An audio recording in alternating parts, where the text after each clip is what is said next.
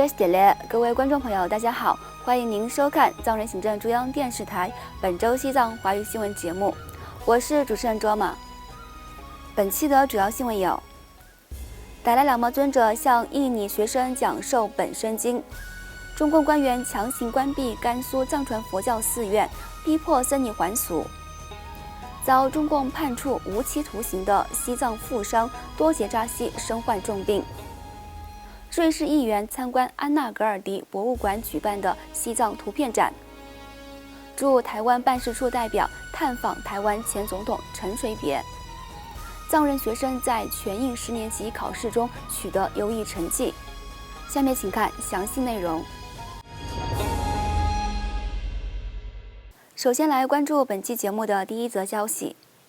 西藏精神领袖达赖喇嘛尊者于本周三8月11号，在印北达兰萨拉的勤宫，透过网络视讯，为来自印尼不同城市学校的1000多名学生讲授了佛陀的本生经，并在法会结束后回答了印尼甘丹曲林佛教协会所提出的问题，以及与学生进行了互动交流。达赖喇嘛尊者在与上述1000多名学生进行交流时，谈到了他对促进宗教间和谐的承诺。尊者指出，我期待着与印度尼西亚的年轻人进行讨论。你们当中的有些人对佛教很感兴趣。我是一名佛教徒，我人生的第一个使命是促进宗教间的和谐。我们所有不同的宗教传统，无论是印度教、基督教、犹太教、伊斯兰教还是佛教，都有一个共同的信息，那就是强调慈悲与利他的重要性。在当今世界，我们面临很多问题和冲突，因为我们缺乏适当的兄弟姐妹情谊，我们忽视了人类的基本价值，我们试图通过使用武力来解决争端和意见分歧。然而，我相信大多数人已经厌倦了暴力和战争。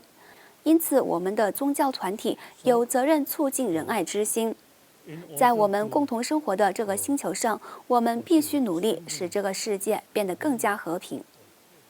此外，中国甘肃省临夏回族自治州永靖县地方当局于7月31号强行关闭位于该县境内历史悠久的藏传佛教萨迦派寺院红尘寺，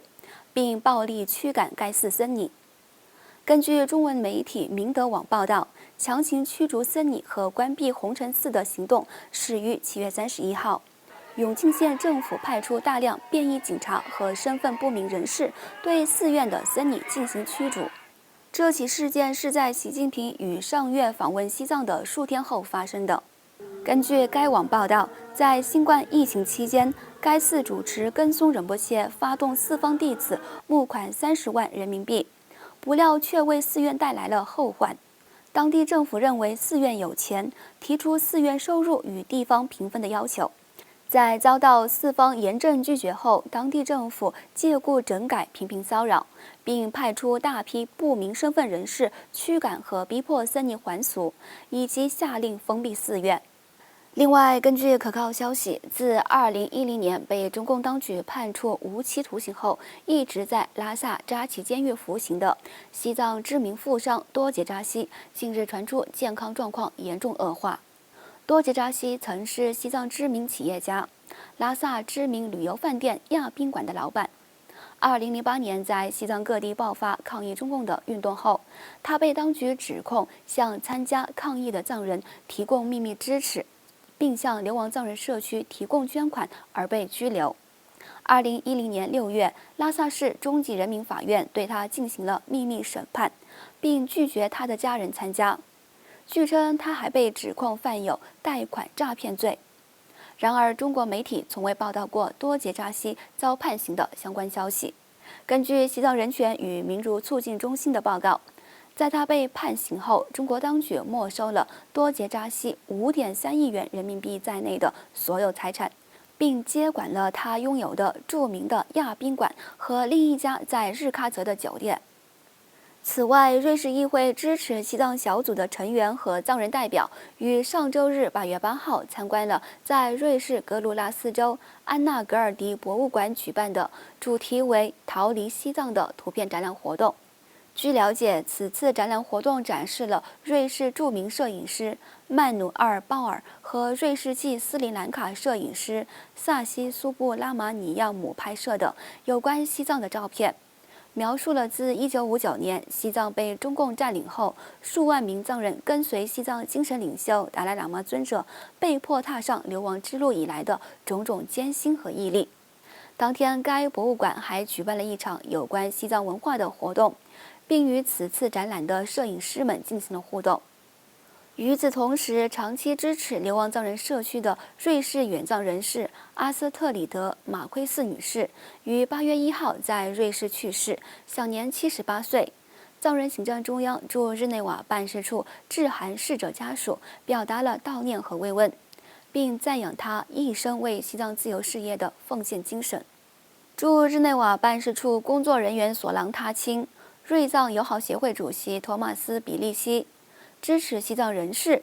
以及洛桑和日内瓦的藏人社区成员参加了在本周一举行的葬礼。另外，藏人行政中央驻台湾办事处代表巴瓦格桑金森先生于8月10号在办事处秘书长索朗多杰和雪域出版社总经理赖玉宁女士的陪同下，前往台南拜访了台湾前总统陈水扁先生。在会晤期间，前总统陈水扁询问了达赖喇嘛尊者的健康状况，并表示他最大的期盼是达赖喇嘛尊者能够再次访问台湾，并强调尊者是世界知名的精神领袖，在台湾有大量的信众。他还指出，在他担任台湾总统期间，他正式承认藏人行政中央是一个政府，并以国家元首的名义邀请和接待尊者。代表格桑金赞向前总统详细介绍了达赖喇嘛尊者的健康状况，并向他告知了美国政府就西藏问题所通过的西藏政策与支持法案的最新情况。他还向前总统介绍了2021年流亡藏人大选、藏人行政中央一词的意义及达赖喇嘛尊者的第4项承诺，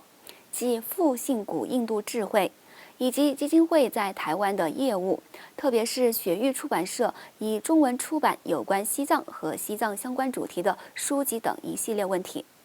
台湾国会议员郭国文先生安排了此次的拜会，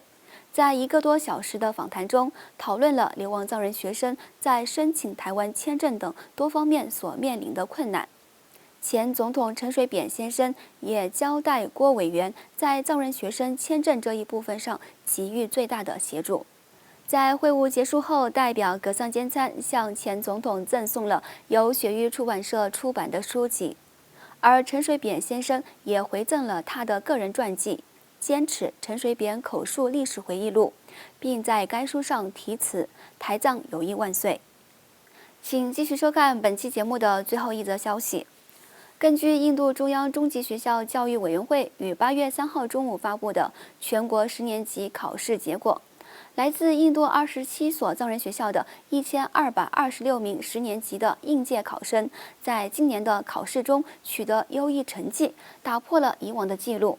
今年的平均百分比为62.87%，与去年的结果相比，略增加了0.49%。此外，有10所学校的29名学生取得了90%以上的成绩，其中10名学生取得了95%以上的成绩。来自穆索里西藏之家教育基金会下属学校的4名学生和来自贝勒库北中央西藏学校的2名藏人学生将获得今年的思政卓越奖。各位观众朋友，以上就是本期节目的全部内容。欲了解更多有关西藏境内外的讯息，请登录屏幕下方的网址。感谢大家的收看，我们下期节目再会。